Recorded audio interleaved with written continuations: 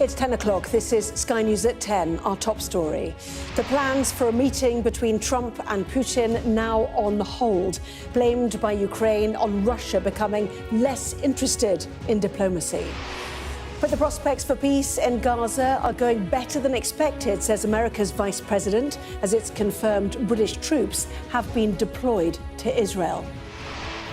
Also tonight, the senior member of the King's household who was the head of royal protection when Prince Andrew allegedly asked one of his police officers to dig dirt on Virginia Giuffre. A police van is set alight in Dublin outside a hotel used to house asylum seekers after an alleged sexual assault. It was an awful thing. As I said, I wish it had been otherwise. Boris Johnson, what he calls the disaster of schooling during the pandemic and the anger and frustration of children. Plus the eye-watering value put on the weekend's jewels heist at the Louvre. And we'll take a first look at tomorrow's front pages. That's coming up in our press preview from 10:30 right through to midnight.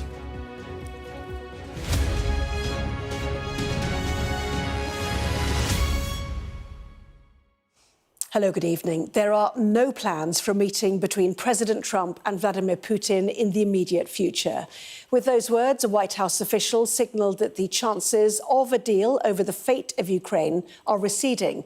President Zelensky was clear about what he thinks is the reason, telling his country that Russia became less interested in diplomacy once the threat of America supplying long-range weapons like Tomahawk cruise missiles appeared to fade. Well, our US correspondent David Blevins is following events from Washington for us tonight. So what happened, David?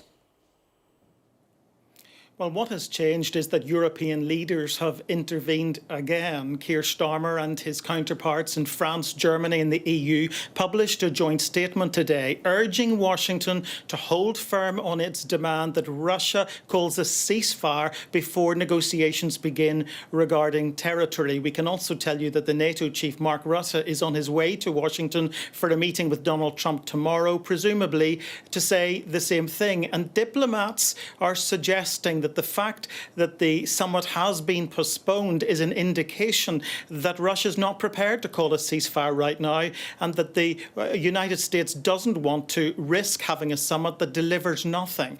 President Trump is hosting a Diwali event at the White House as we speak, and he's been speaking about this in the last few minutes. No, I don't want to have a wasted meeting. I don't want to have a waste of time, so I'll see what happens. But we did all of these great deals, great peace deals. They're all peace deals, agreements, solid agreements, every one of them. But this one, and I said, go to the line of battle, the battlefield lines, and you pull back and you go home, and everybody take some time off, because you got two countries that are killing each other. You got two countries that are losing 5,000 to 7,000 soldiers a week. So we'll see what happens. We haven't made a determination. Now, you will remember President Zelensky came to meet President Trump in Washington last week seeking access to long-range Tomahawk cruise missiles. He wasn't given them. Interestingly, tonight, British-made Storm Shadow missiles have been used in an attack on the Bryansk region of southern Russia. That in itself is significant. But Volodymyr Zelensky says it's now clear that Russia was only interested in diplomacy when it thought the United States might be prepared to give Ukraine access to those long-range Tomahawk cruise missiles. This is what President Zelensky has had to say. The greater Ukraine's long-range reach, the greater Russia's readiness to end the war. These weeks reaffirmed it. The discussion about Tomahawks turned out to be a strong investment in diplomacy. We forced Russia to reveal that Tomahawks are exactly the card they take seriously. We will continue engaging with Europeans and Americans on long-range capabilities. Air defence is, of course, the top priority. There were reports that the meeting between Trump and Zelensky had descended into a heated row on Friday. The Ukrainian ambassador to the United States is now conceding that there was candid dialogue, but you can't be indifferent, she says, when people's lives are being lost in the war in Ukraine. So the White House is suggesting that today's telephone conversation between the Secretary of State Marco Rubio and the Russian Foreign Minister Sergei Lavrov was productive, but it didn't produce a date for a meeting between them, never mind a second meeting between President Trump and President Putin. David, updating us there from Washington. Thank you. Well, the effort to find peace in Ukraine may appear to be moving further out of reach, but Donald Trump's vice president said today that the implementation of his plan for Gaza is going better than expected. JD Vance was speaking on a visit to Israel and answered questions from journalists, including our Middle East correspondent Adam Parsons. The vice president landed in Israel to try to calm fraying nerves. Donald Trump's name is all over the ceasefire agreement, and America doesn't want it to fail. We followed him to the south of Israel, where American teams are planning their part in Gaza's future, whatever that may be. The ceasefire has been stretched over recent days. Here Vance called for calm and patience. I don't think it's actually advisable for us to say this has to be done in a week, because a lot of this work is very hard. It's never been done before. And in order for us to give it a chance to succeed, we've got to be a little bit flexible. I think what you're seeing from our Gulf Arab friends, certainly from our Israeli friends, is a certain amount of impatience with Hamas. Do you now believe it is feasible to have a governance structure for Gaza that does not include strong Palestinian voices? We need to make sure that both the Palestinians living in Gaza, but also the Israelis, are able to live in some measure of security and stability. We're doing all those things simultaneously. And then I think once we've got to a point where both the Gazans and our Israeli friends can have some measure of security, then we'll worry about what the long-term governance of Gaza is. Vance knows that the reconstruction plans are still vague and ill-defined, but nations, including Britain, are now joining forces to offer help. This building where JD Vance was giving his comments from is an important part of the story, because this is being designed as a coordination centre between the civilian authorities and the military. As and when Gaza is rebuilt, the plans will be drawn up here. Steve Witkoff and Jared Kushner, Trump's trusted emissaries, are also in Israel, meeting freed hostages. This is a display of US diplomatic heft and a warning that whatever happens, the White House wants this ceasefire to work. Humanitarian aid is getting into Gaza, but it's still well below the target. The crucial Rafah crossing remains closed. For many in Gaza, the joy that a peace deal was agreed has been replaced by the fear that it might fail. We are praying to God that this truce holds, that it lasts long enough for them to let in the essentials of life, meat, medicine, everything we need. The pharmacies are empty and the market prices are sky high. Anyone who tells you things are cheap, they're not. Life is really difficult right now. Life in Gaza remains desperately hard. These people were queuing to get cash from a bank that reopened, but most left empty-handed. This is a land of sorrow and of splits, cut in half by these blocks. On one side, the Israeli military is in control, and on the other, 2 million people, now corralled into just half of Gaza's grey land. Adam Parsons, Sky News, Jerusalem. Well, there is news tonight of further British involvement in the plans for the future of Gaza. Our chief political correspondent, John Craig, is at the Ministry of Defence for us tonight. So, John, what is the shape of this deployment? Well, this is a major U-turn because it's barely 10 days since the Foreign Secretary, Yvette Cooper, said at a meeting of foreign ministers in Paris there were no plans for Britain to send troops. However, the Prime Minister, Sir Keir Starmer, did say on his recent visit to Israel, Britain stands ready to play its part. So what has changed, of course, is a request from the Americans for help. And what Mr. Healey, John Healey, the Defence Secretary, is saying is that Britain sent a senior senior commander and a small number of troops to Israel to help in the international efforts to monitor the fragile ceasefire. Now, since that no plans statement by Yvette Cooper, what's happened is that the UK is joining in with other countries, Egypt, Qatar, Turkey and the United Arab Emirates. The British are sending the deputy to a US commander who is going to be running what's called a civil military coordination centre that will monitor the ceasefire. And in long term, perhaps, a transition to some sort of stable government at some point. Now, what the Defence Secretary has said, he says that Britain's got specialist experience and skills in this area. And he said this, Mr Healy, we can contribute to the monitoring of the ceasefire. That is likely to be led by others. We've also, in response to the American request, put a first-rate two-star officer into a civilian military command as the deputy commander. Well, a two-star officer is a major general. And Mr Healy, defining what this is all about, has said this: Britain will play an anchor role. So this is quite a major development, because there weren't initially plans for this to happen, but clearly it comes in a response from the Americans. Sir Keir Starmer said Britain was ready to play its part. That is already happening.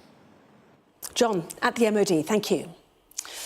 The questions over the conduct of Prince Andrew and its impact on those around him haven't let up today. Sky News has learned that a current senior member of the King's household was the head of royal protection at the time the then Duke of York allegedly asked one of his police officers to dig up dirt on Virginia Giuffre. Lord Peter Roslin was head of royalty and diplomatic protection between 2003 and 2014. It isn't clear if Commander Peter Loughborough, as he was known at the time, was made aware of Prince Andrew's request. Here is our royal correspondent, Rhiannon Mills. This is Lord Peter Roslin, one of the most trusted people in the King's household. The Lord Steward who manages the King and Queen's personal affairs and arrangements. But between 2003 and 2014, he was head of the Royalty and Diplomatic Protection Team for the Metropolitan Police. And that covers 2011, when it's claimed Prince Andrew asked one of his police officers to unlawfully dig up dirt about his accuser, Virginia Giuffre. Now, it's really important to stress that we don't know whether or not Peter Loughborough, which is the name that he went by when he worked for the Met Police, whether or not he knew about these requests from Prince Andrew. But when you talk to police sources, they will tell you that the officer involved would have been expected to tell more senior staff about it. We approached Lord Roslin for a comment. He passed us to Buckingham Palace, who said we should approach the Metropolitan Police as it regarded his time in the force. The Met repeated what they said at the weekend, that they are actively looking into the claims made against Prince Andrew. With Virginia Giuffre's book released today, the calls for swifter action have grown louder, partly out of respect for her and Epstein's other victims, including from the first journalist that Giuffre told her story to. I think he should tell us about this and tell the truth. He's got children, he's got family. In life, we do things that we regret. If I were advising Andrew now, I would say, yes, come clean, tell us everything. But explosive headlines about his home, Royal Lodge, on the Windsor estate have caused further embarrassment for the royal family after it's come out that he's paid peppercorn rent since 2003, so effectively nothing. He did pay £1 million when he took on the house and £7.5 million to refurbish it. But there are now calls for the National Audit Office to look again at his rental arrangements. I think he should be losing the house in Windsor Park because it's a symbol of status. It's a stately home with all those bedrooms. He doesn't need that. It's a symbol of power and it's a symbol of entitlement, and I think that that's another of those things that should be removed. He should go off quietly and should be encouraged to do so.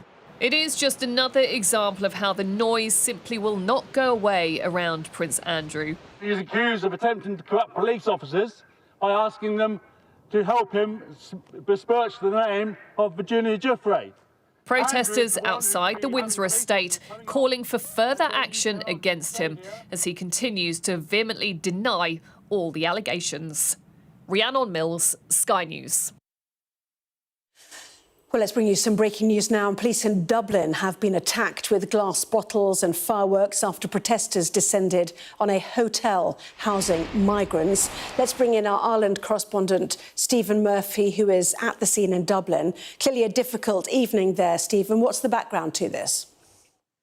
Well, we're just looking, we're here in Sagart, which is a suburb in the west of Dublin. Not far from here is a major IPAS centre, a centre for asylum seekers in Ireland. It was the scene of a crime in the early hours of Monday morning where a young girl, juvenile girl, who was actually in state care but had absconded at the time, was alleged to have been sexually assaulted in the grounds of that centre or just outside that centre. That man, a 26-year-old, appeared in court in Dublin earlier today. He cannot be identified due to the nature of the offences.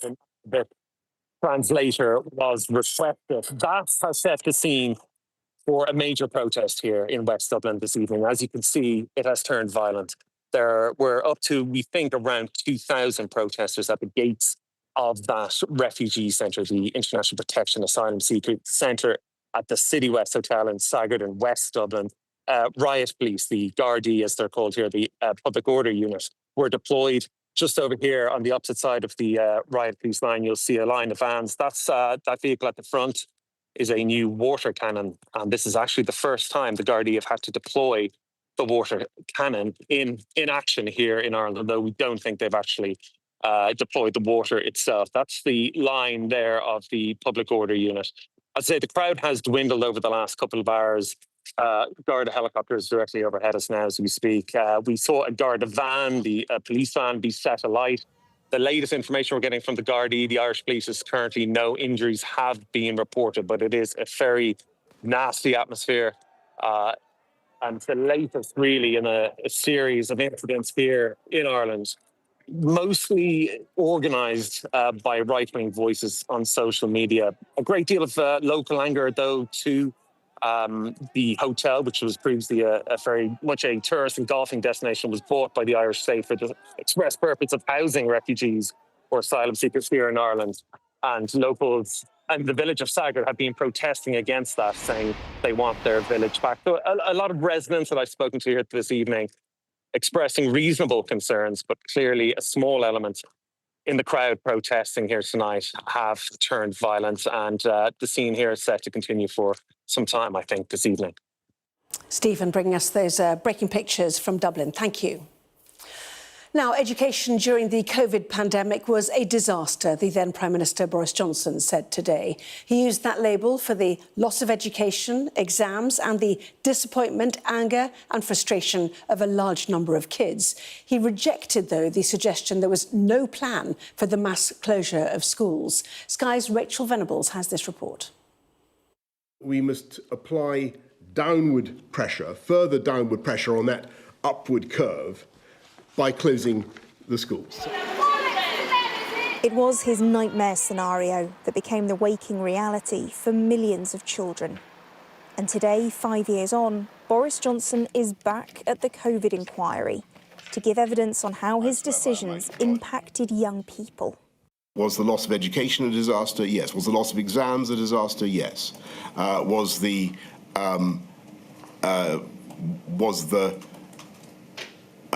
disappointment, anger, frustration of a large number of kids, of the additional frustration, a disaster? Yes, it was. But it has to be seen in the context of us trying to deal with a much, much bigger disaster. The inquiry's previously heard criticism from some in the Department for Education about the government's failure to plan early for school closures. But this is something Mr. Johnson pushed back on. I'm not respectfully, I'm not inclined to accept the idea that people fell down gravely in their duty. I think people were overwhelmed by the speed of events, and when the facts changed, they had to change policy, and I had to change policy. And we heard more about the fiasco around exam grades in the summer of 2020, with an algorithm downgrading students' results. That left the then PM in a homicidal mood, so much so that he considered sacking his Education Secretary, Sir Gavin Williamson. All I would say is that, you try coming up with a system to give a fair exam result for people when they can't sit exams. It's not easy, OK? Boris Johnson began early on with an apology accepting responsibility for mistakes his government made, but he was keen to push back against some of his toughest criticism in questioning, speaking a lot of hindsight and trying to remind the chair and the lawyers gathered how difficult the challenge was dealing with the COVID pandemic. As he left at lunchtime, campaigners and bereaved families chanted, "Shame on you," at the former Prime Minister. So this is a letter from a child in one of our families. She was 8 years old. So she says here, "Mum, stay away from me." I mean, that's heartbreaking. When I spoke to the inquiry at the very beginning of this module, I explained to them that there were options available. Of course, we're equally concerned about safeguarding children. We're concerned that those children should have access to education, but they should have had safe access to education.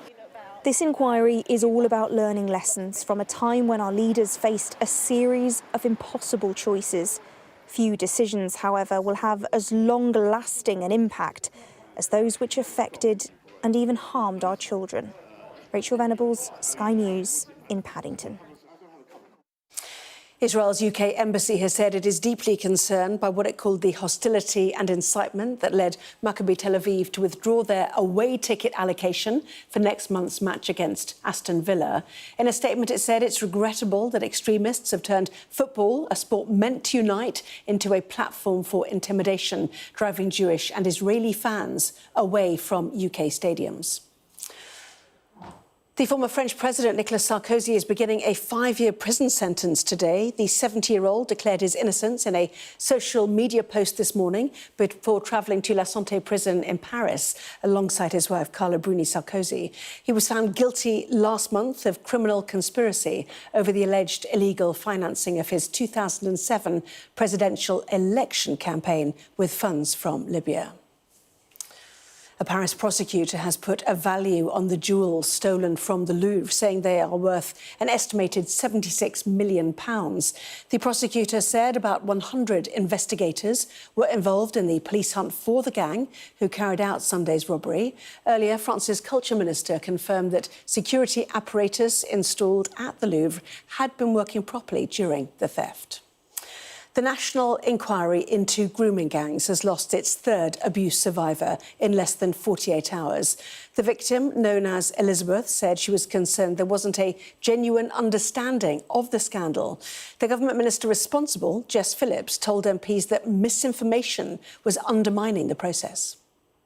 We must avoid delays, as was seen in the independent inquiry into child sexual abuse, and are progressing as swiftly as thoroughness allows. Misinformation undermines this process. Allegations of intentional delay, lack of interest or widening of the inquiry's scope and dilution are false. The inquiry will remain laser-focused on grooming gangs, as Baroness Casey recommended. Well, our correspondent Molly Malone is with me. Reassurance attempted there by the government, but what is going wrong here? Well, it feels like lots going wrong at the moment. There are problems on all fronts, but really this is all about how victims feel about the direction of travel for this inquiry. We know that 3 of them in 48 hours have stepped back from this panel that was supposed to be representing the views of victims and survivors. They've got lots of different concerns, really, but a big one has been this perception, perhaps, that the direction of travel has been for the inquiry to sort of look at child sexual abuse and exploitation in the round, rather than taking what they see should be see quite a narrow focus, looking very specifically at group-based offending, at grooming gangs, and they want, obviously, for it to look at and properly scrutinise the potential racial, religious motivations behind their abuse. Now, you heard Jess Phillips in the Commons there facing down criticism, saying that any accusations to that effect, that it's being diluted or inappropriately broadened out, are false. But that has really upset one victim in particular, a woman called Fiona Goddard. She's one of those people, one of the three that stood back from the panel. I'll read you a bit of what she had to say. She's actually called for Jess Phillips to stand down from her position, but you get a sense of how she's feeling from this. She said, instead of addressing these concerns, Jess Phillips has said these suggestions are categorically untrue. This is a lie. As a grooming gang survivor, I have been accused of lying by public institutions for years in an attempt to cover up and deny the abuse of myself and thousands of others. For the minister in charge of safeguarding to come out against me and accuse me of lying is an absolute betrayal of myself and all survivors. Now, I think in an attempt really to get a grip of things, the Home Secretary tonight has written in the Times, spelling out that the inquiry will focus on grooming gangs. That's addressing the concerns that it's going to be broadened out. But the concerns are much broader than that, and 3 victims in 48 hours. There appear to be numerous problems on lots of different fronts. Molly, thank you. More domestic abuse victims die by suicide than are killed by their partner. And tonight, a campaign that is trying to highlight that fact held a gathering in Parliament. One victim was Sharon Holland's daughter, Chloe, and she spoke to our correspondent, Ashna Hurnag, about the fight that families face for justice and to prevent others facing the same fate. A warning, her report does contain references to suicide and domestic abuse throughout. At least everyone gets to have a voice now. For months, Sharon has been the voice of dozens of families. But now she is leading the pack as they bring their stories to Parliament, forcing Westminster to wake up to the connection between domestic abuse and suicide. Has it taken families being at breaking point to create this movement? Yes, it has. And all of us, mums or sisters, all feel the same, that we don't want this happening to someone else. Sharon's daughter Chloe took her own life after being in an abusive relationship. Her former partner was jailed for coercively controlling her. Convictions like this are rare, even though many families are adamant there is more to their loved one's death. It's been dragged out and out and out for years, and during that time, the mums are becoming more and more ill, their health is going downhill. There's so many warnings with the police or with the NHS, with various agencies, that this could not end well, and unfortunately it takes the person to die and then we find out what the failings are. Since 2020, over 300 people are believed to have taken their own life after experiencing domestic abuse. But Dr. Tim Woodhouse believes it's significantly higher. He's published the country's first comprehensive study of the issue. Between June 2018 and 2025, what have you found? So we found that there have been 951 suspected suicides in Kent and Medway during that time, of which 33% have been impacted by domestic abuse in some way, shape or form. Wow. And how many of those individuals were known domestic abuse victims to police? So 15% of that 951 were known to be victims of domestic abuse before they died by suicide. So if you extrapolate the 15% of victims that we've seen in Kent and Medway to national figures, it would mean over 900 individuals who are known to be victims of domestic abuse are dying by suicide every year. That seems extraordinarily high. Is that what you have taken away from this? It is a national scandal, isn't it? 910 people dying every year who have been victims of domestic abuse. And as a country, we're really not taking that number seriously. It starts with this landmark meeting, after years of sharing frustrations with people that feel the same but can't change anything. Now they were addressing those who they hope can change something.